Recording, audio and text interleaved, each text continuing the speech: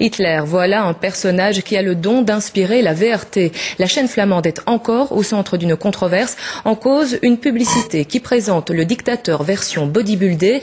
La communauté juive est scandalisée et elle n'est pas la seule. Annick Capel.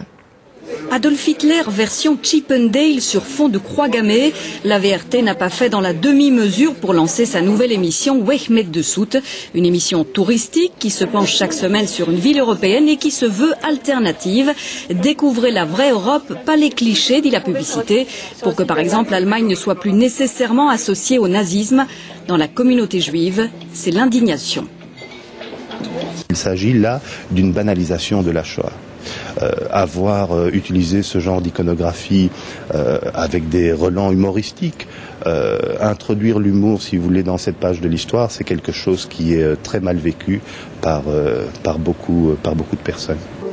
Contactée par nos soins, l'ambassade d'Allemagne prend elle aussi position. Ce type d'utilisation inflationniste de symboles nazistes ne correspond pas à la tenue, la position, au respect qu'on doit à la mémoire. Il y a un mois, la VRT avait déjà défrayé la chronique après avoir annoncé puis finalement annulé une émission consacrée aux plats préférés d'Hitler. 2 incidents donc et qui ressemblent fort à de la provocation.